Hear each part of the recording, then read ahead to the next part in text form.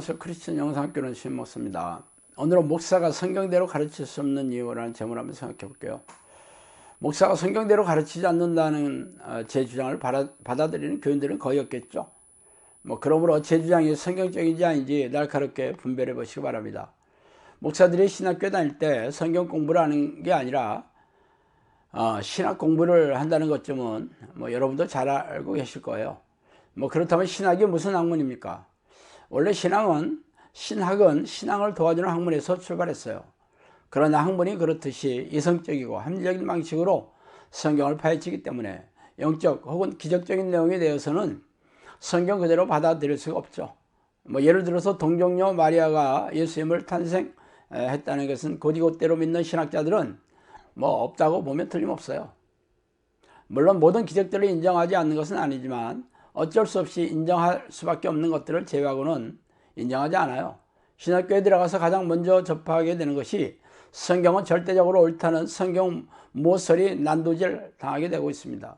특히 구약의 모세오경은 문서설에 의해서 철저하게 유린당해요.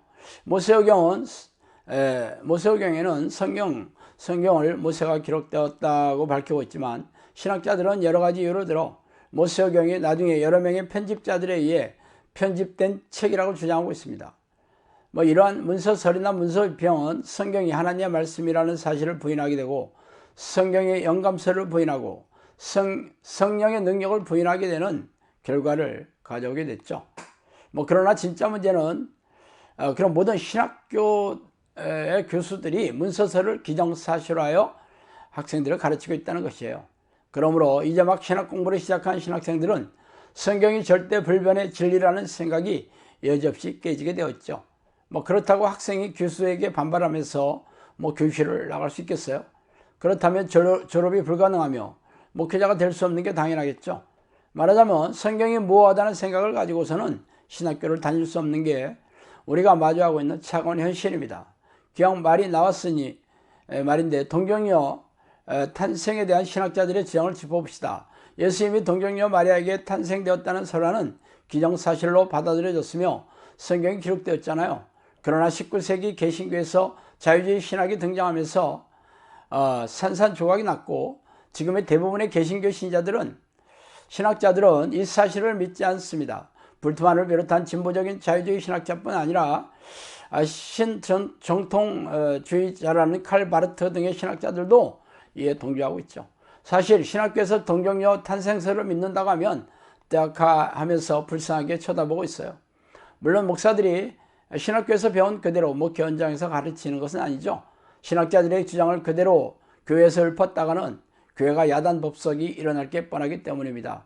평생 성경이 진리이신 하나님의 말씀이라고 믿고 있는 중장년층의 교인들에게 사실은 그게 허구라고 말한다면 어떤 일이 생길지 불보듯 화나기 때문이죠. 그래서 이런 기적들을 두루뭉술하게 넘어갈 수밖에 없죠. 그러나 진짜 문제는 구원론이나 성령론에 대한 것입니다. 거의 대부분의 우리네 교회는 교단 교파에 상관없이 칼빈의 예정론을 받아들여 가르치고 있어요.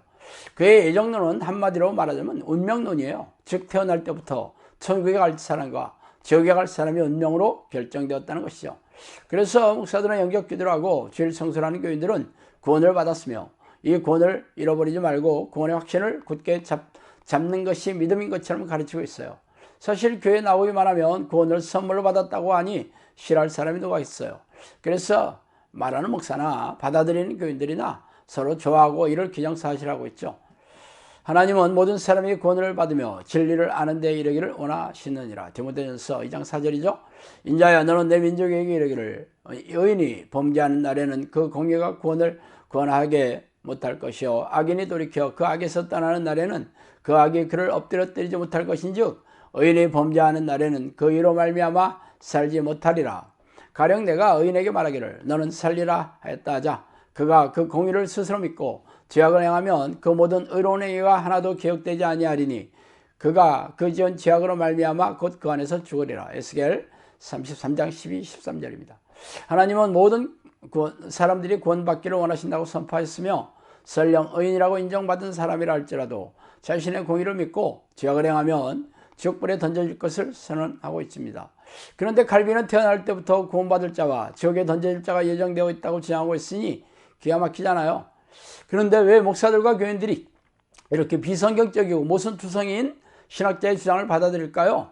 이는 자신이 좋아하고 원하는 것이기 때문입니다. 영적 기도를 하고 교회 마당을 밟고 있는 교인이라면 죄다 천국이 100% 보장되었다는 말에 싫어할 사람이 누가 있겠어요?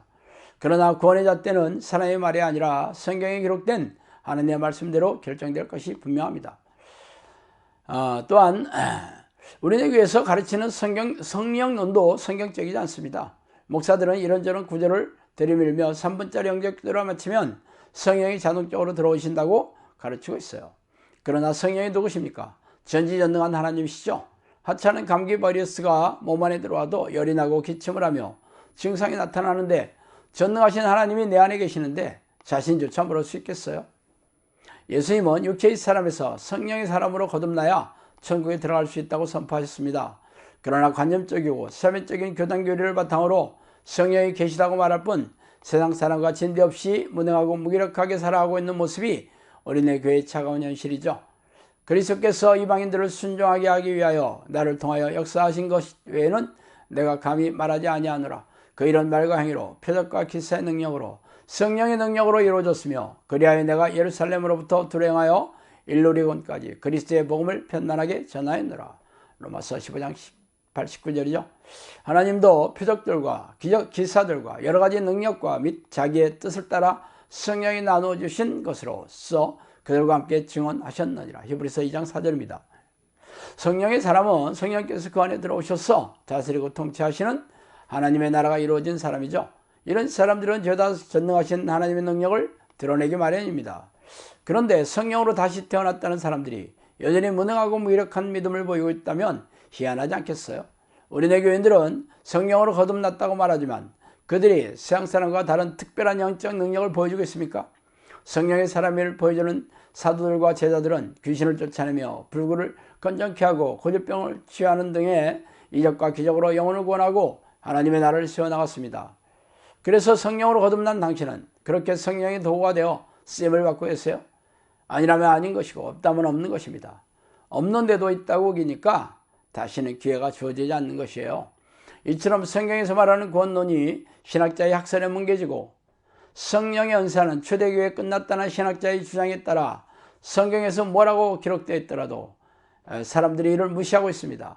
그러나 목사들은 이러한 교단 신학자들의 주장을 교단 교리로 떠받드는 것을 무시하고 성경대로 가르치지 않아요. 그러면 교단에서 쫓겨날 것이 불보듯 화나기 때문이죠. 교단 소속이 없는 목회자가 설 땅은 우리네 교회 없잖아요. 그래서 목사들은 성경과 다르더라도 교단 신학자들의 주장대로 가르칠 수밖에 없습니다. 그래서 입만 열면 성경이 진리신 하나님의 말씀이라고 말하고 있지만 실제로는 성경 말씀 위에 신학자들의 학설이 성경 위에 두고 가르치고 있으니 어떻게 그런 교회에 하나님이 거주하시겠어요? 자, 오늘은 여기까지 하겠습니다. 감사합니다.